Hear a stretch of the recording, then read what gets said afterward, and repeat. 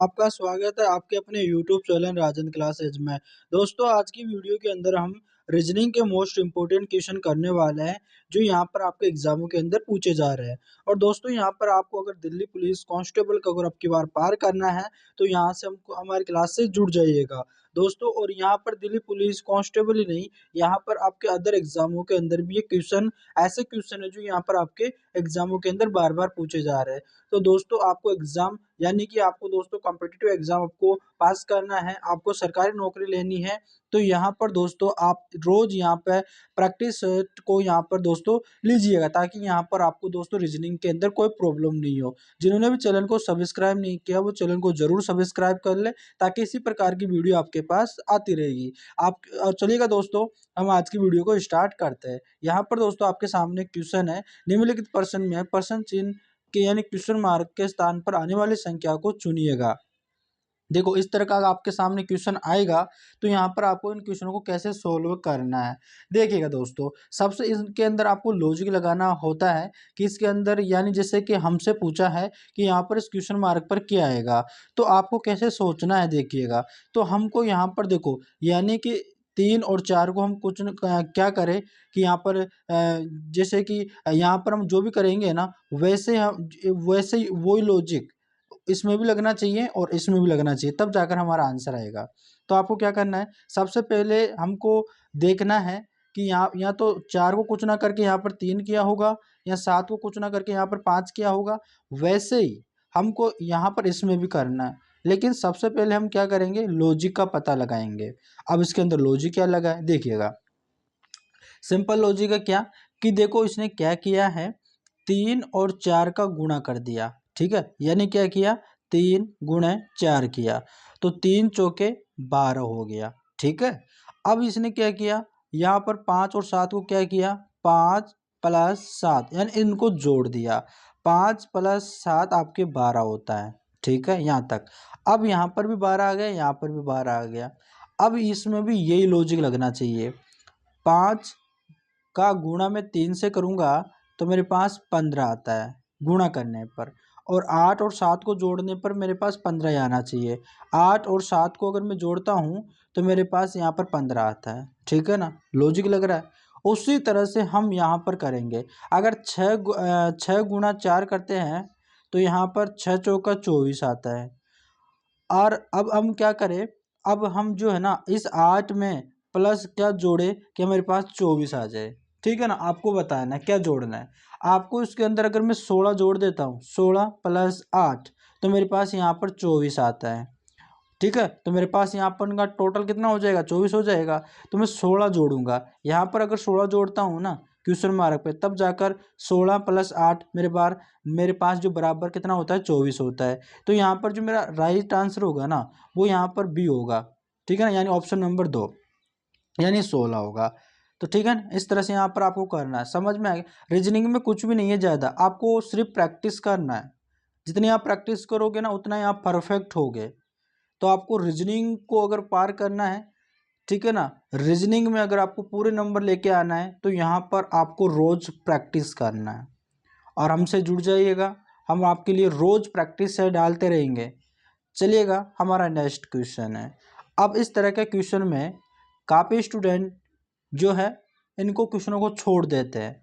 क्यों, क्योंकि वो सोचते हैं कि यहाँ पर बड़ी बड़ी संख्या है, अब इनको कैसे सोल्व करें, उनसे सोल्व ही नहीं हो पाता।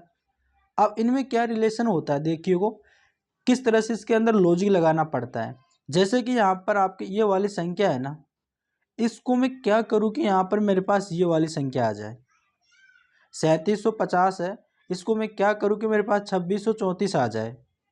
अगर वैसा आ रहा है तो यहाँ पर मैं 7834 को वैसे ही करूँगा जैसे मैंने यहाँ पर किया है। तो ये ऐसे आपको रीजनिंग के अंदर आपको थोड़ा सी जो है ना दिमाग लगाना पड़ता है। ठीक है ना, आपको सोचना पड़ता है। देखो रीजनिंग क्या है, जितना आप सोचोगे, रीजनिंग के अंदर कोई रूल कोई वो नहीं लगता। आप जैसे सोचो वैसे सोच सकते हो, लेकिन आपका आंसर आना चाहिए। क्या आना चाहिए, आपका आंसर आना चाहिए। तो मैं वैसे ही करूँगा। 3725 को मैं क्या करूँ कि मेरे पास यहाँ पर 26 या 34 आ जाए। अब इसके अंदर देखो क्या हो रहा है, यानी कि जो ओड नंबर है ना, देखो इसके अंदर बहुत ही यानी कि अच्छा सी लॉजिक लगा हुआ है। ओड नंबर है ना, यानी कि विषम संख्या है, उनमें से तो -1 कर रहा है। और जो आपका इवन नंबर है, इवन का मतलब सम संख्या है, उनमें से यहाँ पर +1 कर रहा है, यानी जोड़ रहा है, +1 जोड़ रहा है। अब वही कैसे, देखो यहाँ पर 3 क्या है, 3 विषम संख्या है, विषम संख्या है तो हमें -1 करना है। 3 में से -1 करता हूँ तो मेरे पास 2 आता है, ठीक है। 7 यहाँ पर क्या है, 7 भी विषम संख्या है, तो मैं 7 में से 1 माइनस करता हूँ तो मेरे पास यहाँ पर 6 आता है, ठीक है। 2 क्या आपके, 2 आपके सम संख्या है, यानी इवन नंबर है, तो इसमें हमें 2 जोड़ना है, सॉरी हमें 1 जोड़ना है, तो 1 जोड़ देंगे तो 3 आ जाएगा।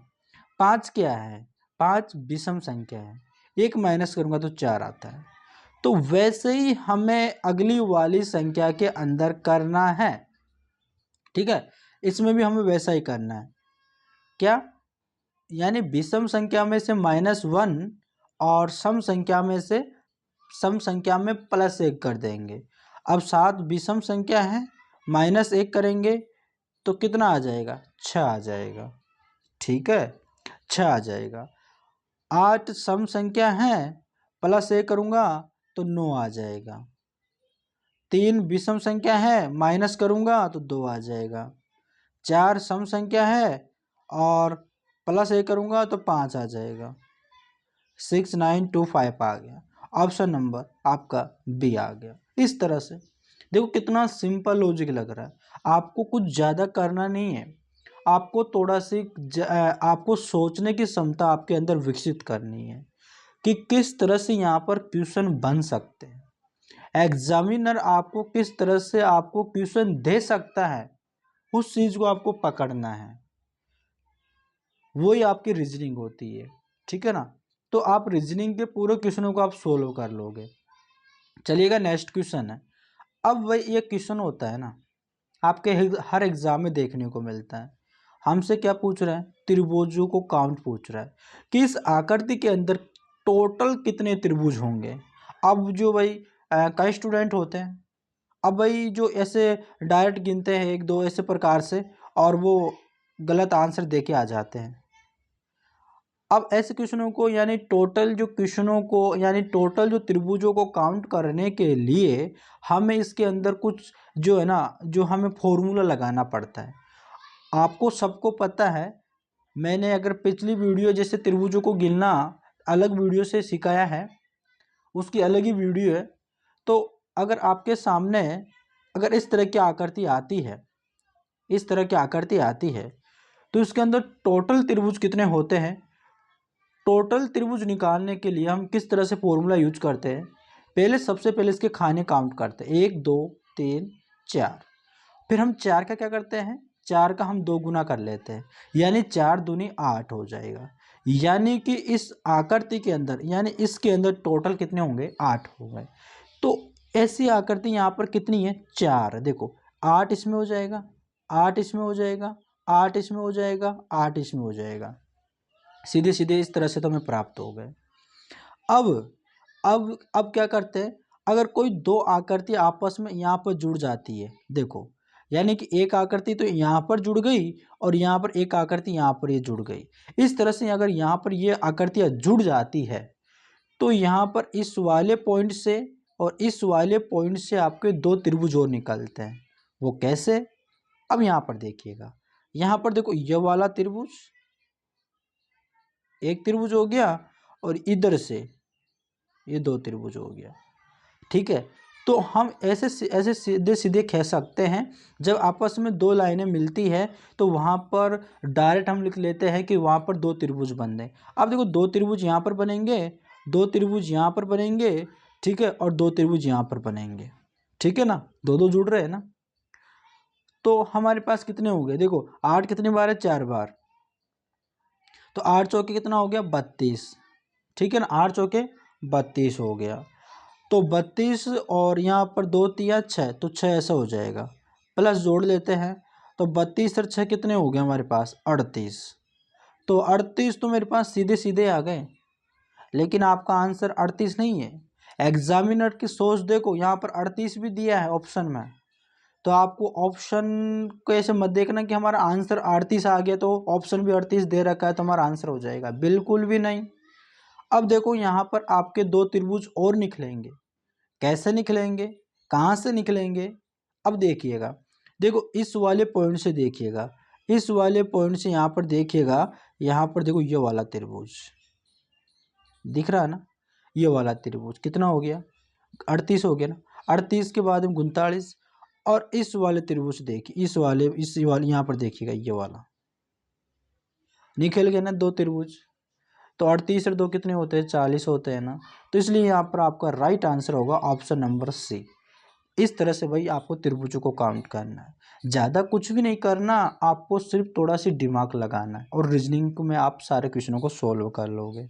चलिएगा हमारा नेक्स्ट क्वेश्चन है, इस तरह की आपको सीरीज दे रखी होगी, किस प्रकार से आपको निकालना है, ज़्यादा कुछ नहीं करना है। तो आपको सबको आती होगी, कई स्टूडेंट हैं जो नहीं आती होगी, लेकिन ये ज़्यादातर स्टूडेंट इनको कर लेते क्योंकि इनको सिंपल तरीका होता है करने का। कैसे, सबसे पहले टोटल काउंट कर लीजिएगा, जैसे कि 1 2 3 4 5 6 7 8 9 10 11 12 13 14 15 16 आ गया। और दुनिया को पता है जब 16 आता है तो इनका ग्रुप बनता है 4 4 गुणा 4 का, यानी 4 4 का ग्रुप बनता है। अब वो कैसे बनता है देखिएगा, 4 4 का ग्रुप बना लेंगे अपन, यानी 1 2 3 ये 4 हो गया, 1 2 3 ये 4 हो गया, 1 2 3 ये 4 हो गया और इधर 4 हो गया, ग्रुप बन गया। अब यहाँ पर m के बाद में ये खाली जगह है तो इसमें मैं क्या भरूँ, देखो क्या भरेंगे, देखो यहाँ पर m के बाद में क्या है, n है, तो मैं यहाँ पर n के बाद में n लिख दूंगा।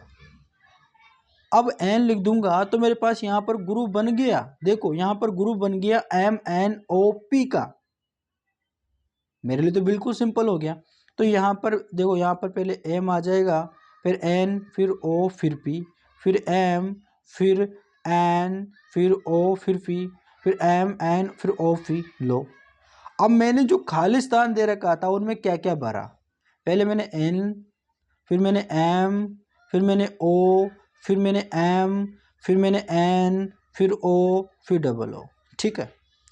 इस तरह से तो मेरा राइट आंसर कौन सा हो जाएगा भाई, तो मेरा राइट आंसर हो जाएगा ऑप्शन नंबर बी, ठीक है। यहाँ पर आ रहा देखो NMOMN, ठीक है। इस तरह से यहाँ पर सिंपल होता है, ये तो आप कर लोगे, आपका एक नंबर तो आप ऐसे पक्का कर लोगे, ठीक है ना। अगर दोस्तों वीडियो पसंद आ रही हो ना तो चैनल को जरूर सब्सक्राइब करें, इसी तरह की वीडियो आपके पास आती रहेगी। चलिएगा हमारे पास नेक्स्ट क्वेश्चन है, दिए गए विकल्पों में से लुप्त संख्या ज्ञात कीजिए। अब लगाएगा इसके अंदर लॉजिक, आपको दोस्तों सोचना है, आपको घबराना नहीं है बिल्कुल भी, इसके अंदर क्या लॉजिक लग रहा है क्या लॉजिक नहीं लग रहा है ना। देखो अगर इस तरह का अगर आपके सामने क्वेश्चन आता है तो वह कैसे सोल्व होगा, जैसे कि यहाँ पर 2 है ना, तो मुझे यहाँ पर बिल्कुल पता है कि 2 के सामने वाली संख्या यानी 42 है, तो इसको कुछ ना कुछ किया होगा, यानी इस 2 को कुछ ना कुछ किया होगा और 2 को कुछ ना कुछ करके यहाँ पर 42 करा होगा। वैसे ही हाँ 6 को कुछ ना कुछ करेगा और यहाँ पर 46 लेके आएगा। 10 में फिर से कोई लॉजिक लगाएगा और फिर यहाँ पर 170 आएगा। तो जैसे इन सब में लग रहा है वैसे हम इस 22 में भी लगा देंगे और हमारा यहाँ पर आंसर आ जाएगा। लेकिन आंसर ऐसे थोड़ी आएगा, हमें लॉजिक लगाना पड़ेगा, सोचना पड़ेगा, ठीक है ना, कि इसके अंदर क्या हो सकता है। इसके अंदर कुछ भी नहीं करना दोस्तों, इसके अंदर लॉजिक देखिएगा। सबसे पहले अगर हम 2 को ले तो इसने क्या किया, पहले 20, देखो लॉजिक देखिएगा, लॉजिक बड़ा मस्त है। यहाँ पर 2 गुणा 2, ठीक है, सॉरी यहाँ पर 20 गुणा 2 यानी 40 होगा, और 40 के अंदर ये वाला 2 जोड़ देगा, 40 के अंदर ये वाला 2 जोड़ देगा तो यहाँ पर हो जाएंगे 42, कितना हो जाएंगे 42, जो यहाँ पर 2 के सामने 42 आ रहा है। अब फिर क्या करा, इस 20 का 2 गुना कितना होता है, 40 होता है, और 40 का फिर मैं 2 गुना कर दूंगा 80 आ जाएगा, और 80 आ जाएगा, 80 में मैं क्या जोड़ दूं, ये वाला 6, 80 में अगर 6 जोड़ देता हूं तो मेरे पास 46 आ जाते हैं। ठीक है। उसी तरह से मेरे पास यहाँ पर 10 है ना, तो मैं 40 का दो फिर 40 का 2 गुना कितना होता है, 80 होता है। और 80 का 2 गुना करता हूँ तो 160 आता है। और 160 में यह वाला 10 जोड़ देता हूँ तो मेरे पास यहाँ पर 170 आ जाता है।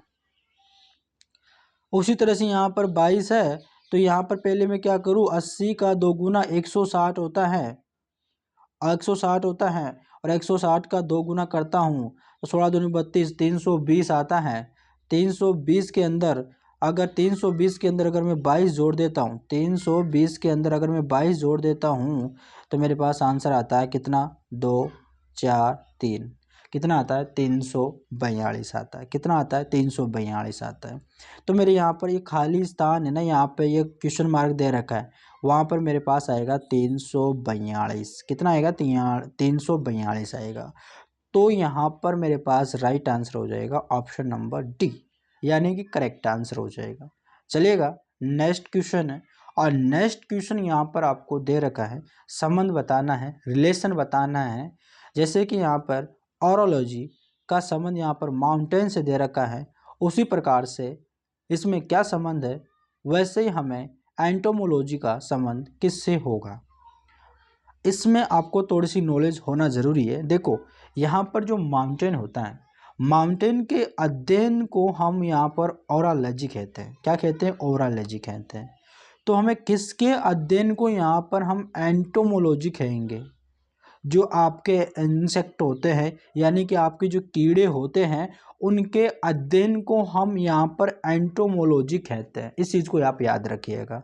माउंटेन के अध्ययन को हम ओरालॉजी कहते हैं और कीड़ों के अध्ययन को हम एंटोमोलॉजी कहते हैं। तो मुझे उम्मीद है आपको समझ में आ गया होगा। चलिएगा, नेक्स्ट क्वेश्चन है। अब इसके अंदर काफ़ी ज़्यादा जो स्टूडेंट होते हैं, कई स्टूडेंट होते हैं, वो इन क्वेश्चनों को करने में फेल हो जाते हैं। लॉजिक का पता ही नहीं लगा पाते कि इसके अंदर लॉजिक लग क्या रहा है। बिल्कुल भी अगर आपसे अगर लॉजिक पता चल रहा है तो यहाँ पर आप वीडियो को पॉज कीजिएगा और वीडियो को पॉज करके आप इसको खुद को सोल्व करने की कोशिश कीजिएगा। अगर आपसे हो रहा है तो यहाँ पर आपके अंदर सोचने की, समझने की क्षमता विकसित हो चुकी है और यहाँ पर आप क्वेश्चन, रीजनिंग के क्वेश्चनों को आप आसानी से सोल्व कर लोगे। तो इसके अंदर करिएगा। अब देखो, यहाँ पर मैं आपको बताता हूँ, इसके अंदर ज़्यादा कुछ भी लॉजिक नहीं लगा, बिल्कुल सिंपल लॉजिक लगा हुआ है। क्या लॉजिक लगा हुआ, कुछ भी नहीं लगा। कई स्टूडेंट तो ये सोच रहे होंगे 4 7 यानी 6 को यानी गुणे में दे रखा, पता नहीं गुणा कर रहे होंगे, जोड़ रहे होंगे। यहाँ पर आपको 698 लेके आना है, उसी तरह से यहाँ पर हमें 572 लेके आना है। और जो इन दोनों में लॉजिक लगेगा वही लॉजिक यहाँ पर लगेगा और हमें क्वेश्चन मार्क पे हमें जो आंसर लेके आना वो हमें आंसर लेके आना। अब देखो, ज़्यादा कुछ नहीं करना। इसके अंदर देखो, बिल्कुल सिंपल लॉजिक लगा हुआ है। क्या, 4 के अंदर 2 जोड़ दिया, कितना हो गया, 6 हो गया। 7 के अंदर 2 जोड़ दिया, कितना हो गया, 9 हो गया। 6 के अंदर 2 जोड़ दिया, कितना हो गया आपके, 8 हो गया। लो भाई, 698 ये आपके आ रहा है और ये यहाँ पर 698 आ गया। तो उसी तरह से हमें हमारा आंसर क्या आएगा, 6 में 2 जोड़ूंगा तो मेरे पास कितना आएगा, 8 आएगा।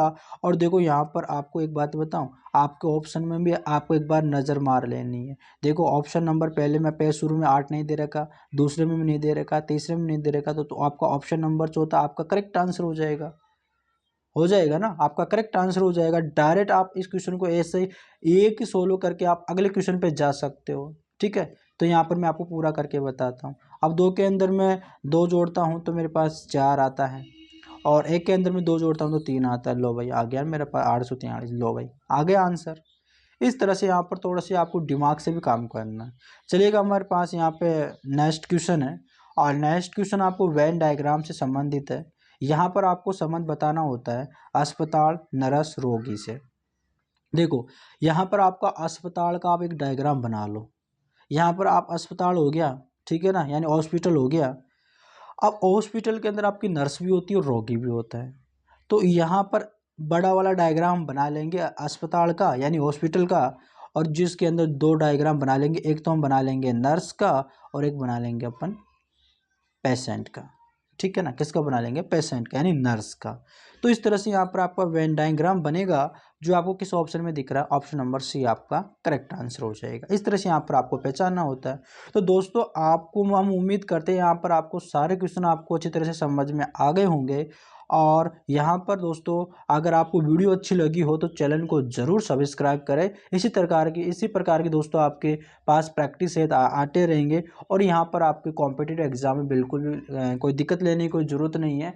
तो ज़रूर हमारे चैनल को सब्सक्राइब करें। चलिए दोस्तों मिलते हैं नेक्स्ट वीडियो में, तब तक के लिए धन्यवाद।